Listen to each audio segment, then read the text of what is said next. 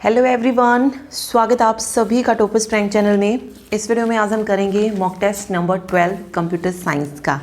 ठीक है, important question है। 50 क्वेश्चंस जो है हम टोटल इसमें डिस्कस करेंगे, तो आप अपना स्कोर देख सकते हैं कि आपने 50 में से कितने क्वेश्चंस जो हैं सही किए हैं।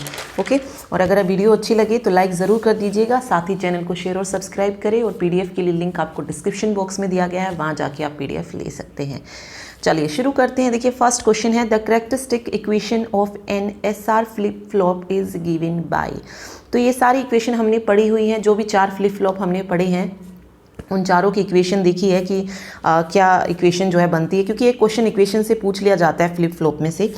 तो हमें यहाँ पे करेक्टरिस्टिक्स इक्वेशन बतानी है SR flip flop. SR means set reset जो फ्लिप फ्लॉप है, और ये जो भी इक्वेशन बनती है इनकी जो ट्रुथ टेबल गिवन होती है उनके बेस पे ही बनती है। तो राइट आंसर इसमें से देखिए क्या हो जाएगा। जो इक्वेशन होगी वो होगी Qn+1 equal to S plus R not Qn। ठीक है, डी ऑप्शन जो है यहाँ पे सही हो जाएगा। ठीक है, चलिए नेक्स्ट क्वेश्चन देखिए। A graph with n vertices and n-1 edges that is not a tree is connected, disconnected, Euler या ए सर्किट। इन्होंने कहा कि एक ग्राफ है जिसके n वर्टिसेस हैं और n-1 एजेस है, तो और ना ही वो एक ट्री भी, मतलब वो ट्री भी नहीं है, तो वो किस तरीके का ग्राफ बनेगा? क्या वो कनेक्टेड ग्राफ है, डिसकनेक्टेड है, आइलर है या सर्किट है? तो राइट आंसर हो जाएगा, अगर कभी भी ऐसा कुछ आ जाए कि किसी ग्राफ में n वर्टिसेस और n-1 एज और ना ही वो ट्री है, तो इसको हम बोलते हैं डिसकनेक्टेड ग्राफ। ओके, तो ये हो जाएगा disconnected graph, B option. Next देखिए, a read bit can be read. Read bit जो होती है वो क्या रीड करती है, और मतलब can be read and written by CPU and written by peripheral and written by CPU, read by CPU and written by the peripheral. इसमें से बताना है रीड बिट क्या करती है, मतलब कहाँ से रीड करती है और उसको रिटन कहाँ पे करती है। तो रीड बिट की अगर हम बात करें तो रीड बिट को रीड किया जाता है बाय CPU और रिटर्न किया जाता है बाय द पेरिफेरल। तो डी ऑप्शन इसमें करेक्ट हो जाएगा, डी। ठीक है, नेक्स्ट देखिए, the term ageing refers to.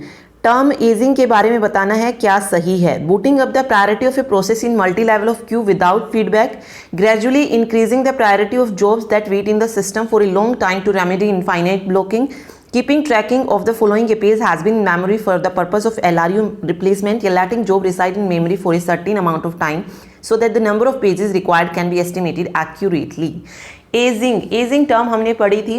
Ageing किसका सॉल्यूशन कहा जाता है? स्टारवेशन जो प्रॉब्लम आती है उसका सॉल्यूशन कहते हैं उसको। ठीक है, स्टारवेशन की प्रॉब्लम क्या है? जब वेटिंग टाइम बहुत ज़्यादा हो जाता है वहाँ पे स्टारवेशन की प्रॉब्लम अक्कर होती है, तो उसका सॉल्यूशन होता है एजिंग। तो एजिंग क्या हो जाएगा? जो प्रायोरिटी होती है जॉब्स की उनको इंक्रीज करने से रिलेटेड हो जाता है, ताकि वेटिंग टाइम जो है वो ज़्यादा ना हो, वेटिंग की प्रॉब्लम ना आए। ठीक है, तो ये हो जाएगा gradually increasing the priority of job that wait in the system for a long time, यानी कि उन जॉब्स की प्रायोरिटी को इंक्रीज करना जो कि लंबे टाइम से क्या कर रही थी, वेट कर रही थी। ठीक है, तो बी ऑप्शन यहाँ पे सही हो जाएगा।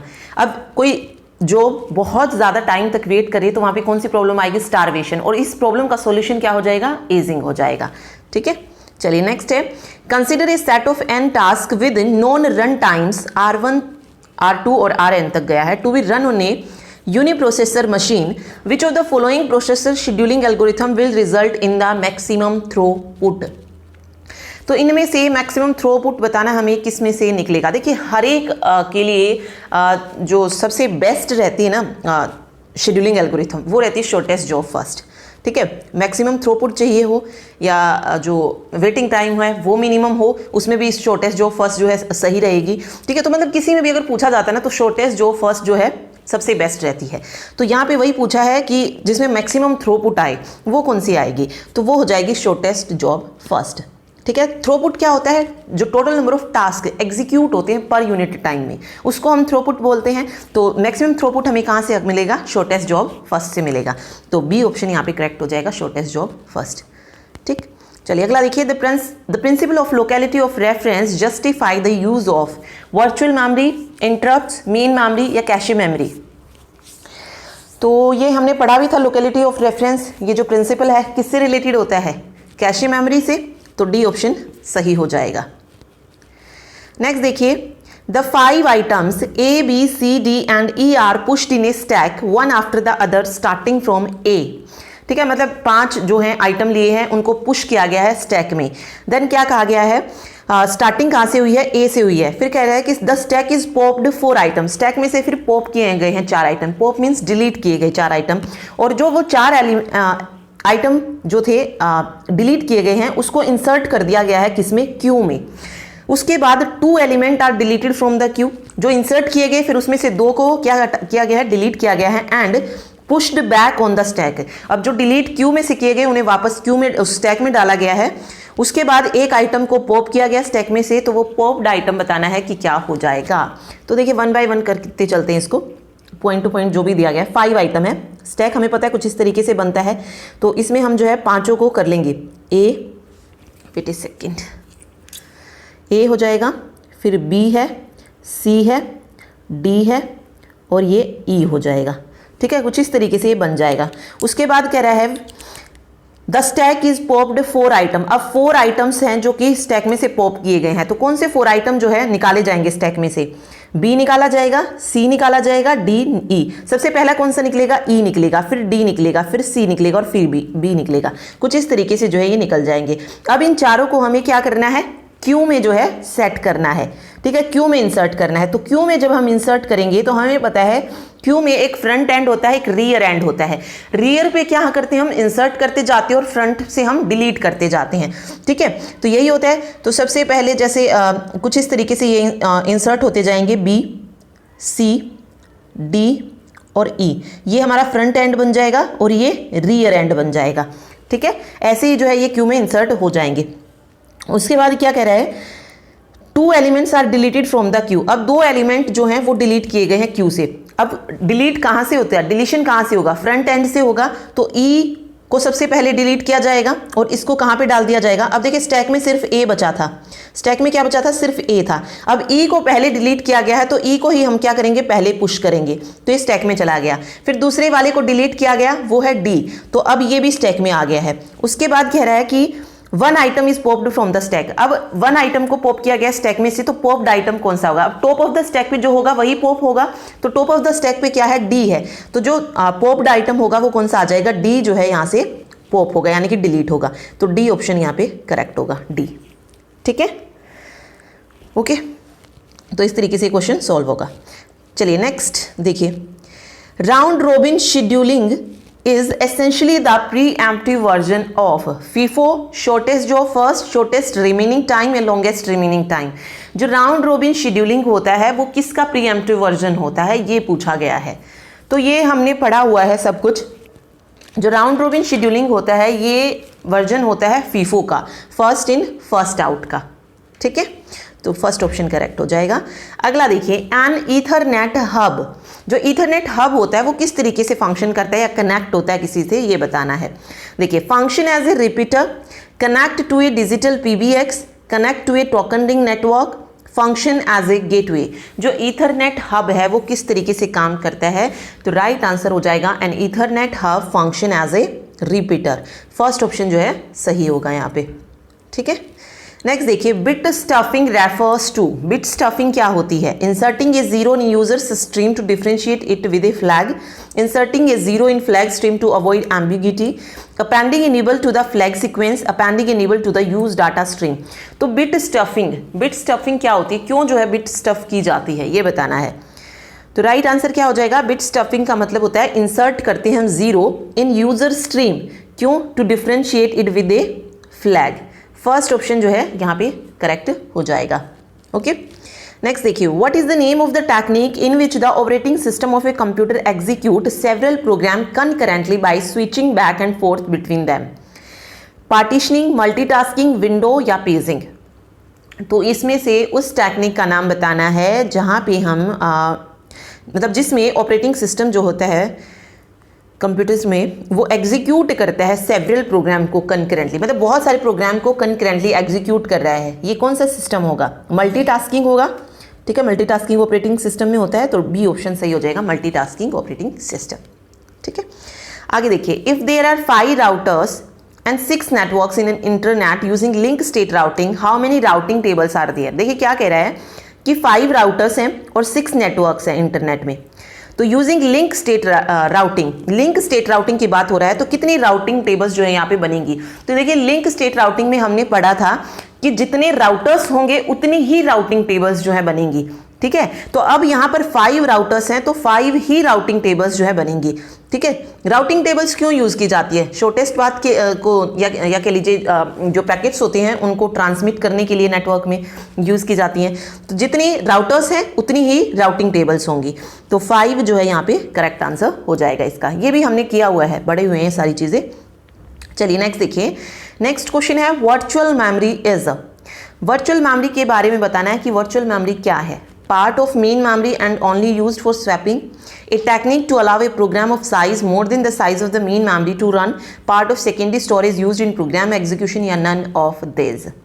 वर्चुअल मेमोरी, देखिए वर्चुअल मेमोरी की अगर हम बात करें ना तो ये मेन मेमोरी का पार्ट होती है ना ये सेकेंडरी मेमोरी का पार्ट होती है, ठीक है। वर्चुअल मेमोरी एक ऐसी टेक्निक होती है जिसमें हम जो मतलब किसी अगर प्रोसेस का साइज़ ज़्यादा है तो उसको रन करने के लिए या उसको स्टोर करने के लिए यूज़ की जाती है। तो ये technique to allow a program of size more than the size of the main memory, ठीक है। कि मतलब किसी का साइज़ मेन मेमोरी का साइज़ उतना नहीं है, मान लीजिए मेन मेमोरी आपकी 200 KB की है, ओके, और प्रोसेस जो है वो 300 KB की है, तो उसको हम कहाँ पे स्टोर करें, ठीक है, या कहाँ पे रन करें, तो उसके लिए यूज़ की जाती है वर्चुअल मेमोरी, ठीक है। तो ये वही है, a technique to allow a program of size more than the size of the main memory to run.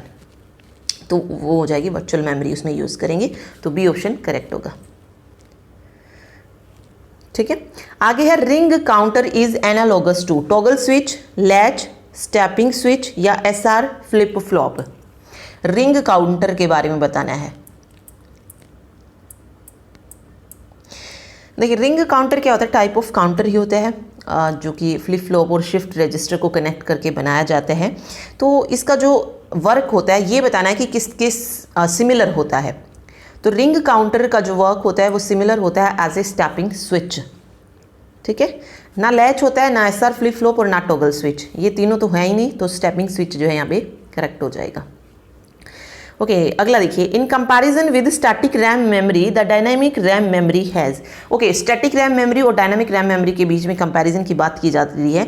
तो इसमें बताना है कि स्टैटिक रैम मेमोरी के कंपैरिजन में डायनामिक रैम मेमोरी में क्या ज़्यादा होता है। लोअर बिट डेंसिटी और हाई पावर कंजप्शन होती है, higher bit density and higher power consumption, lower bit density and lower power consumption, या फिर higher bit density and lower power consumption.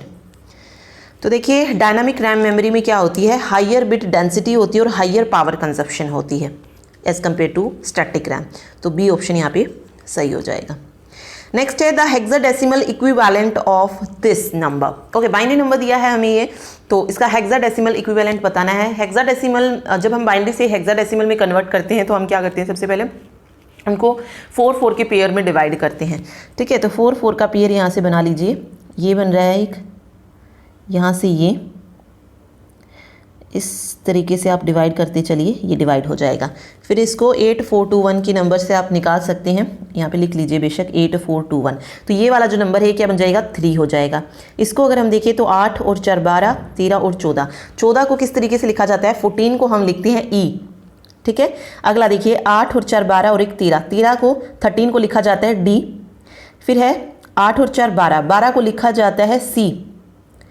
और नेक्स्ट है 4 2 6 और एक 7, 7 आ जाएगा। तो राइट आंसर हो जाएगा यहाँ से 7 CDE3, ठीक है। सी ऑप्शन जो है करेक्ट हो जाएगा। ओके चलिए क्वेश्चन नंबर 17 है, a task in a blocked state is executable, is running, must still be placed in the run queues, is waiting for some temporarily unavailable resources। मतलब blocked state में कोई task होता है तो उसका काम क्या होता है, क्या एग्जीक्यूट करना होता है, रन करना होता है, या फिर रन क्यू में बना रहना रहता है, या वेट करना होता है सम टेम्परेरी अनअवेलेबल रिसोर्सेज। देखिए ब्लॉक्ड स्टेट में कब जाती है प्रोसेस, जब उसको किसी रिसोर्सेज की IO रिसोर्सेज की रिक्वायरमेंट होती है, तभी वो ब्लॉक्ड स्टेट में जाती है। तो ना तो वो एग्जीक्यूटेबल होगी वहाँ पर, ना रनिंग में होगी और ना ही रन क्यू में आएगी। वो क्या करेगी, ब्लॉक्ड स्टेट में वो वेट करेगी सम टेम्परेरी अनअवेलेबल रिसोर्सेज का। तो डी ऑप्शन यहाँ पे करेक्ट हो जाएगा, ठीक है। ओके अगला देखिए सीमाफोर के बारे में बताना है। इसकी सीमाफोर क्या करता है? Synchronize critical resources to prevent deadlock, synchronize critical resources to prevent contention, are use to do IO या are use for memory management. Semaphore का यूज क्यों करते हैं? देखिए सीमाफोर की अगर हम बात करें, ये एक वेरिएबल होता है जिसका यूज किया जाता है to solve the critical section problem. ठीक है, सीमाफोर क्या है? एक वेरिएबल है जिसका यूज करते हैं to solve the critical section problem, और साथ में क्या अचीव करने के लिए? प्रोसेस सिंक्रोनाइजेशन को। ओके तो यहाँ पे देखिए क्या कौन सा करेक्ट हो जाएगा। सबसे पहले synchronize critical resources to prevent deadlock, deadlock से प्रिवेंट करने के लिए बिल्कुल नहीं, IO के लिए भी नहीं करते और ना ही मेमोरी मैनेजमेंट के लिए। Synchronize critical resources to prevent contention यहाँ पे सही हो जाएगा, तो बी ऑप्शन सही होगा। ओके कई बार ये भी पूछ लिया जा सकता है कि क्रिटिकल सेक्शन प्रॉब्लम का सॉल्यूशन क्या है, तो सीमाफोर है। ठीक है, तो ये चीज़ इसमें याद रखिए। आगे देखिए, on a system using non preemptive scheduling process with expected run time in the ready queue, in what order should be they run to minimize wait time. तो मतलब प्रोसेस दी गई है, उनका रन टाइम दिया गया है, जैसे 5 है, 18 है, 9 है, 12 है, रेडी क्यू में है। तो मतलब किस ऑर्डर में जो है इन्हें रन करना चाहिए, जो वेटिंग टाइम है वो मिनिमाइज हो। तो मैंने आपको बिल्कुल अभी इनसे पहले वाले क्वेश्चन जो पढ़े थे तो मैंने आपको बताया था मैक्सिमम थ्रूपुट आए, मिनिमम वेटिंग टाइम आए, ये किस में होता है? मतलब जो सबसे बेस्ट होती है ना वो होती है शॉर्टेस्ट जॉब फर्स्ट। तो सबसे इसमें वेटिंग टाइम कम रहेगा क्योंकि पहले 5 जाएगी, फिर 9 जाएगी, फिर 12 जाएगी, 18 जाएगी, यहाँ पे वेटिंग टाइम कम हो जाएगा। अगर यहीं पर हम अगर सबसे बड़ी प्रोसेस को सबसे पहले रन करते तो वेटिंग टाइम ज़्यादा हो जाता दूसरी वाली प्रोसेस के लिए। ठीक है, तो हमें मिनिमाइज करना है वेटिंग टाइम को, तो हम क्या करेंगे? सबसे पहले सबसे छोटी को भेजेंगे और फिर बड़ी बड़ी को। तो ये कौन सी आ जाएगी इसमें? Algorithm shortest job first. तो minimize waiting time, minimum waiting time जो जिसमें होता है वो होती है शॉर्टेस्ट जॉब फर्स्ट। तो 5, 9, 12 और 18 इसका सही ऑर्डर हो जाएगा प्रोसेस का। ठीक है, चलिए नेक्स्ट देखिए, which command are use to control access over object in relational database? Cascade and MVD, grant and revoke, queue and quest, none of these. तो कौन सी कमांड है डाटाबेस में जो यूज की जाती है to control access over object? Simple वैसे मतलब थोड़ा सा घुमा कर पूछ लिया है इसने, सिर्फ यहाँ पे वो DCL कमांड पूछी है जो डाटा कंट्रोल लैंग्वेज कमांड होती हैं, उन्हीं का यूज़ किया जाता है कंट्रोल करने के लिए। तो कौन सी होती है DCL कमांड? एक ग्रांट होती है, दूसरा रिवोक होती है। ठीक है, तो ग्रांट एंड रिवोक यहाँ पे करेक्ट आंसर हो जाएगा। अगला है, विच of the following is the aggregate function in SQL? इनमें से कौन सा जो है एग्रीगेट फंक्शन है SQL का? एवरेज, सिलेक्ट, ऑर्डर्ड बाय या डिस्टिंक्ट? तो राइट आंसर क्या हो जाएगा? जो एग्रीगेट फंक्शन होता है SQL में वो होता है एवरेज, तो AVG जो है सही होगा। नेक्स्ट देखिए, a view of a database that appear to an application program is called schema, sub schema, virtual table या none of these? View of table that appears to an application program, तो इसको क्या बोला जाता है? View of database is called sub schema बोलेंगे इसको। सब स्कीमा क्या होता है? सबसेट होता है स्कीमा का ही, जो कि इनहेरिट करता है वो सारी प्रॉपर्टीज जो कि स्कीमा के पास होती हैं।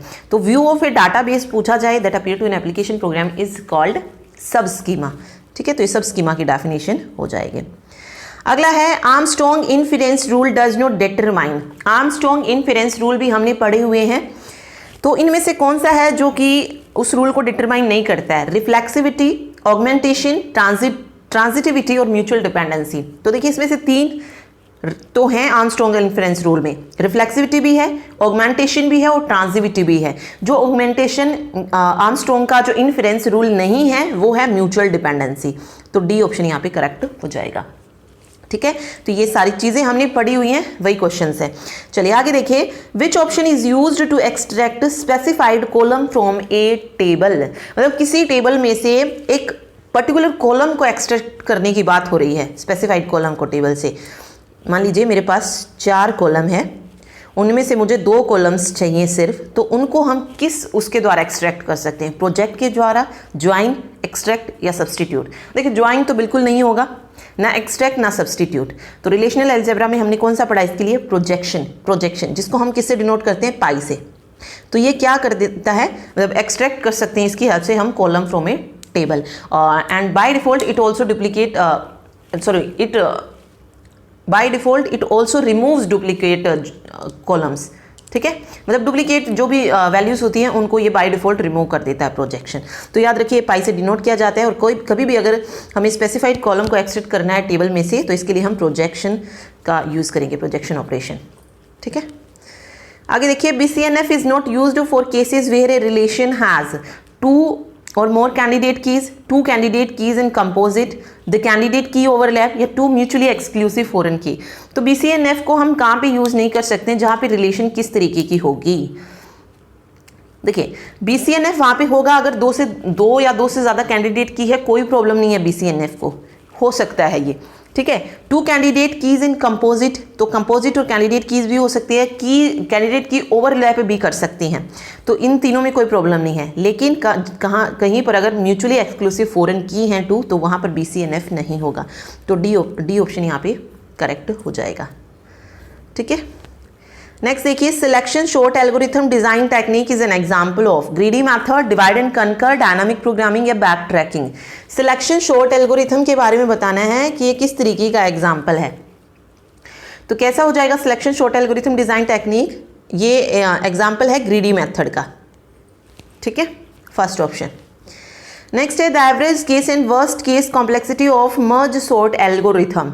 एवरेज और वर्स्ट दोनों में बतानी है किसकी कॉम्प्लेक्सिटी, मर्ज सॉर्ट की। जो मर्ज सॉर्ट की कॉम्प्लेक्सिटी होती है वो दोनों में सेम ही होती है, एवरेज केस में भी और वर्स्ट केस में भी, और बेस्ट में भी सेम ही होती है।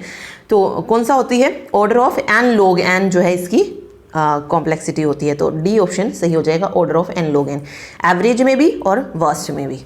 ठीक है, आगे है the time taken by binary search algorithm to search a key in a sorted array of n element is order of log n, order of n, order of n log n या order of n. Okay, यहाँ पे हमें binary search की complexity बतानी है, जो time taken लेती है, टाइम कॉम्प्लेक्सिटी कह लीजिए। तो कितनी होती है बाइनरी सर्च की, ऑर्डर ऑफ लॉग एन होती है। तो फर्स्ट ऑप्शन यहाँ पे सही हो जाएगा, ऑर्डर ऑफ लॉग एन। ठीक है, चलिए नेक्स्ट देखिए, which of the following is correct with respect to two phase commit protocol. इनमें से कौन सा टू फेज कॉमिट प्रोटोकॉल के बारे में सही है। To phase commit protocol ensure करता है सीरियजिबिलिटी, प्रिवेंट करता है डेडलॉक से, डिटेक्ट करता है डेडलॉक से, या रिकवरी से रिलेटेड है ये। तो क्या करता है टू फेज, देखिए टू फेज कॉमिट प्रोटोकॉल जो होता है ये सीरियलाइजेबिलिटी जो है उसको तो इंश्योर करता है, मतलब उससे तो फ्री करता है, बट डेडलॉक से प्रिवेंट नहीं करता है। ठीक है, तो फर्स्ट ऑप्शन यहाँ पे करेक्ट हो जाएगा। आगे है feedback queue are very simple to implement, dispatches task according to execution characteristics, are used to favour real time task या require manual intervention to implement properly. Feedback queue यहाँ पे बात हो रही है जो multilevel feedback queue scheduling algorithm है उसके बारे में, कि वो क्या करती है, क्या सिंपल होती है इम्प्लीमेंट करना, नो। डिस्पैच कर देती है टास्क को अकॉर्डिंग टू एग्जीक्यूशन कैरेक्टरिस्टिक, तो राइट आंसर हो जाएगा यही, हाँ, कि डिस्पैच कर देती है टास्क को अकॉर्डिंग टू एग्जीक्यूशन कैरेक्टरिस्टिक्स। ठीक है, फीडबैक क्यू शेड्यूलिंग एल्गोरिथम की अगर हम बात करें तो ये क्या करती है, एनालाइज करती है बिहेवियर ऑफ ए प्रोसेस। मतलब बिहेवियर ऑफ ए प्रोसेस का मतलब क्या है, जो टाइम ऑफ एग्जीक्यूशन लगता है उसको एनालाइज करती है, और उसी के अकॉर्डिंग ये क्या करती है, चेंज कर देती है प्रायोरिटी। ठीक है, प्रायोरिटी चेंज करती है ऑफ एग्जीक्यूशन ऑफ प्रोसेस, मतलब किस तरीके से प्रोसेस एग्जीक्यूट होगी उसकी प्रायोरिटी चेंज करती है। ओके, तो यही कहा गया इसमें कि dispatch task according to execution characteristics.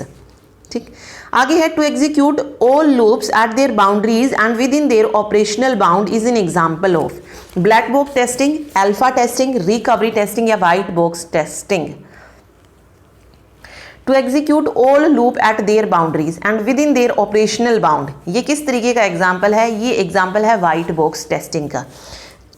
Okay, तो डी ऑप्शन सही हो जाएगा, व्हाइट बॉक्स टेस्टिंग। नेक्स्ट है SSL is not responsible for. SSL जो है किसके लिए रिस्पॉन्सिबल नहीं है। एसएसएल मीन क्या होता है, एसएसएल होता है सिक्योर सॉकेट लेयर। एसएसएल किसके लिए रिस्पॉन्सिबल नहीं है ये बताना है। देखिए mutual authentication of client and server बिल्कुल है, सीक्रेट कम्युनिकेशन के लिए भी है, डाटा इंटीग्रिटी एंड प्रोटेक्शन के लिए भी है। जिसके लिए रिस्पॉन्सिबल नहीं है सॉकेट लेयर वो है एरर डिटेक्शन एंड करेक्शन के लिए। तो डी ऑप्शन यहाँ पे करेक्ट हो जाएगा। ठीक है, नेक्स्ट है the standard for certificate used on internet. Internet के लिए कौन सा स्टैंडर्ड यूज किया जाता है? X.25, X.301, X.409, X.509। ये इंटरनेट का स्टैंडर्ड पूछा है, तो इसके लिए जो यूज किया जाता है वो है X.509। तो डी ऑप्शन जो है करेक्ट हो जाएगा। ठीक है, नेक्स्ट देखिए, range of IP address from 224 to 239 are reserved for loopback, reserved for broadcast, used for multicast package या रिजर्व्ड फॉर फ्यूचर एड्रेसिंग। तो देखिए, सबसे पहले तो क्लास चेक कीजिए कौन सी क्लास है।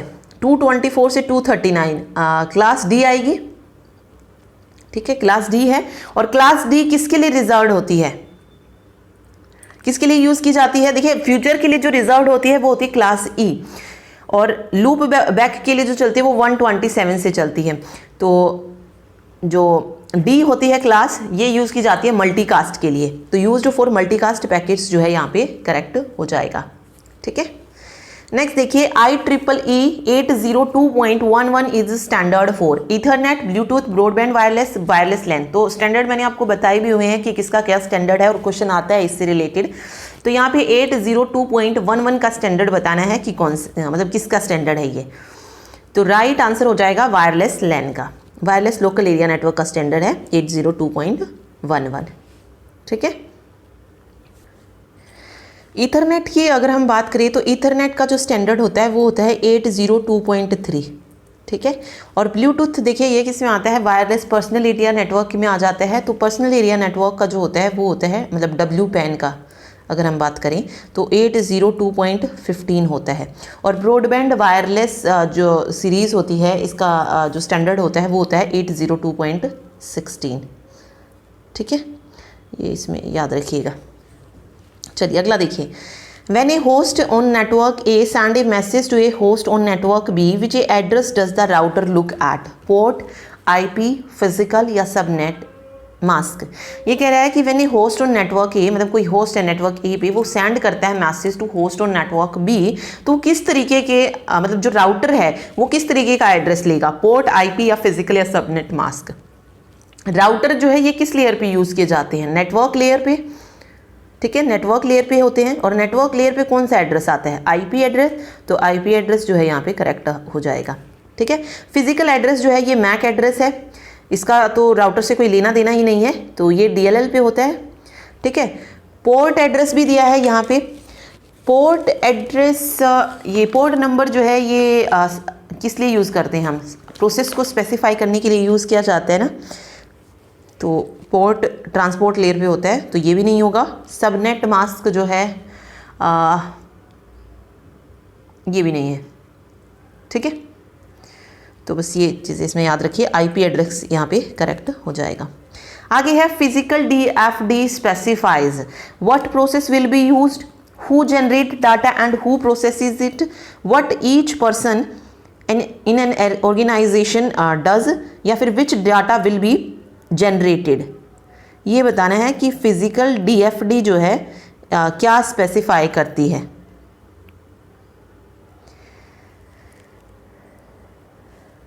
फिजिकल DFD यानी कि physical data flow diagram. DFD means data flow diagram. Okay, ये जो है एक ग्राफिकल रिप्रेजेंटेशन होती है सिस्टम में जो इंटरनल और एक्सटर्नल एंटिटीज़ होती है या फ्लो ऑफ डाटा जो होता है उनको दिखाने के लिए।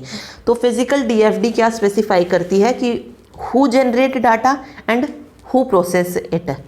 ठीक है, तो who generate data and who process it ये स्पेसिफाई करती है। ठीक, चलिए आगे, विच of the following model is used for software reliability. Software reliability के लिए कौन सा यूज़ किया जाता है? वाटरफॉल, मूसा, कोकोमो या रेलिग मॉडल। तो राइट आंसर हो जाएगा, जो सॉफ्टवेयर रिलायबिलिटी के लिए जो मॉडल यूज़ किया जाता है वो है रेलिग मॉडल। ठीक है, नेक्स्ट है Dijkstra algorithm is used to create LSA, flood an internet with information, calculate the routing table या create a link state database.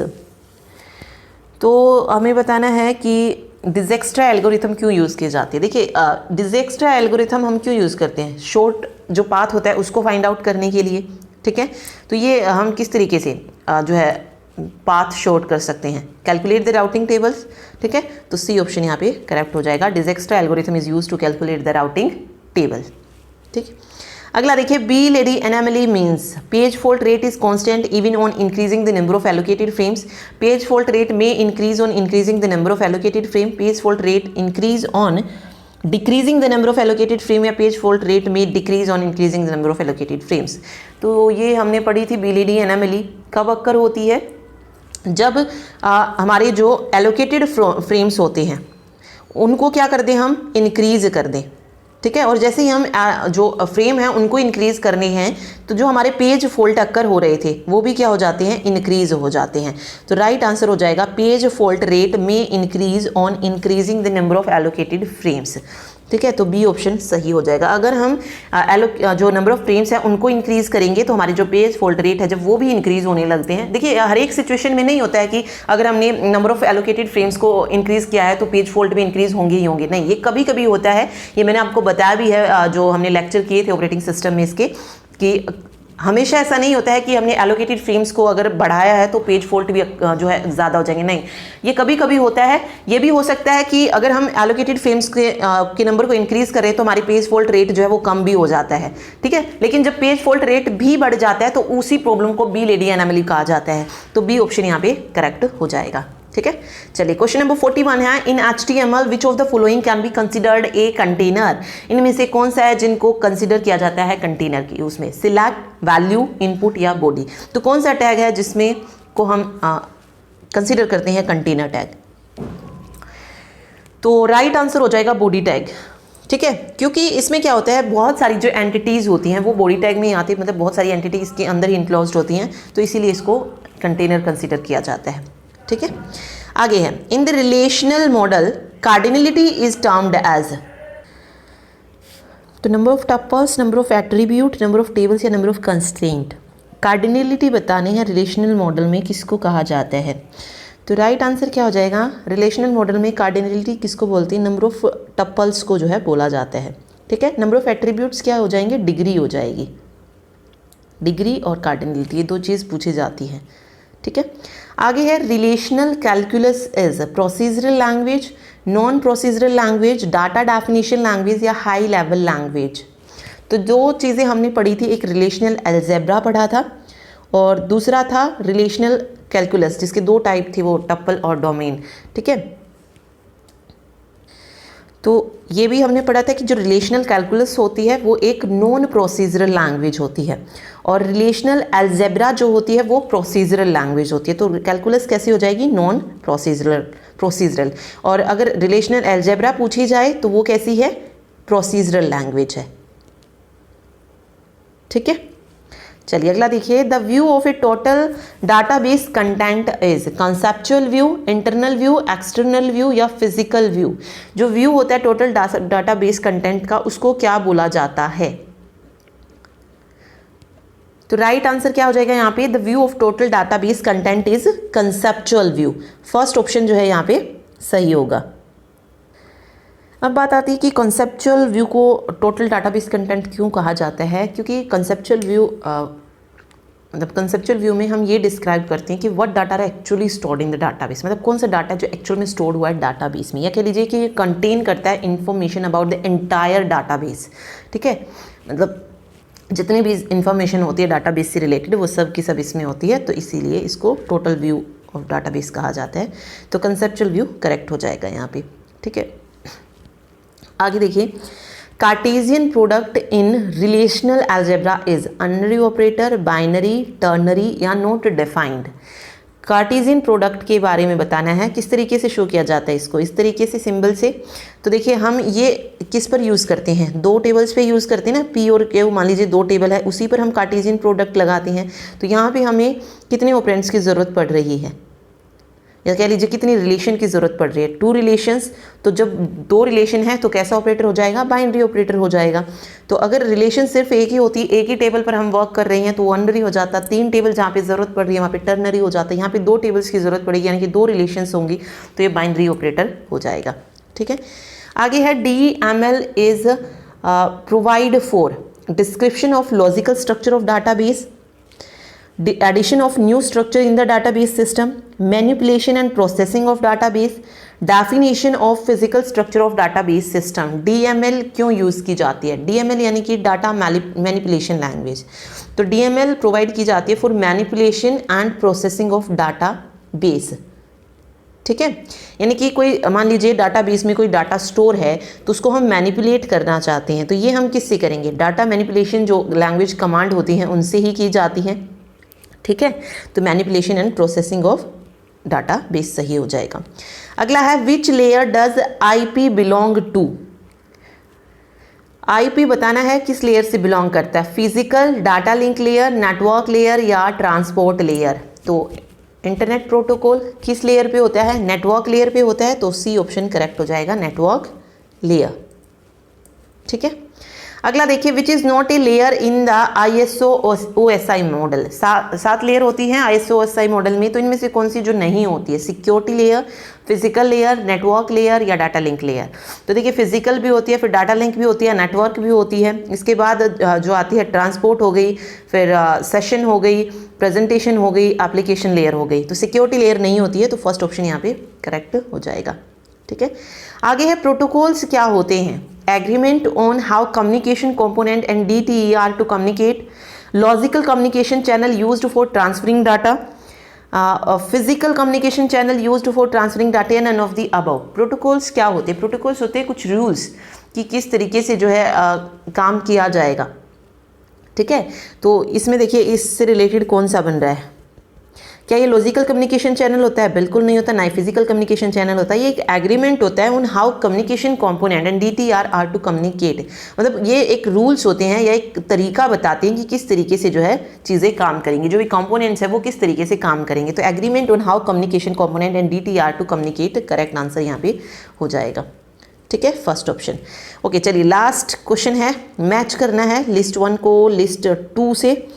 ये देखिए सेशन लेयर है, ट्रांसपोर्ट लेयर है, एप्लीकेशन लेयर है और मीडियम डिपेंडेंट इंटरफेस है MDI। इनमें से देखिए कौन सा मैच होगा। सबसे पहले हम सेशन लेयर की अगर हम बात करें तो सेशन लेयर क्या प्रोवाइड करता है? एंड टू एंड कनेक्टिविटी तो नहीं होती है सेशन लेयर में, क्योंकि एंड टू एंड कनेक्टिविटी किस में होती है? ट्रांसपोर्ट लेयर में होती है। तो सेकंड का तो बी हो जाएगा, या कह लीजिए बी का सेकंड हो जाएगा। End to end connectivity transport layer में होती है। ओके, आगे है provide organized means to exchange data between user, मतलब डाटा एक्सचेंज होता है यूज़र में, ये होता है सेशन लेयर में। तो ए का हो जाएगा थर्ड। ठीक है, उसके बाद एप्लीकेशन, तो एंड यूज़र के लिए तो एप्लीकेशन होती है जिसमें ईमेल वगैरह होती हैं, तो ये यूज़र के लिए होती है ना। तो application supports end user process and perform required file transfer हो जाएगा। और आगे एक ही बची है अभी MDI, तो इसका हो जाएगा connect DCE into physical channel. Okay, DCE का मतलब क्या होता है? Data circuit terminating equipment. ठीक है, तो MDI कनेक्ट करता है DCE इनटू फिजिकल चैनल, ये हो जाएगा।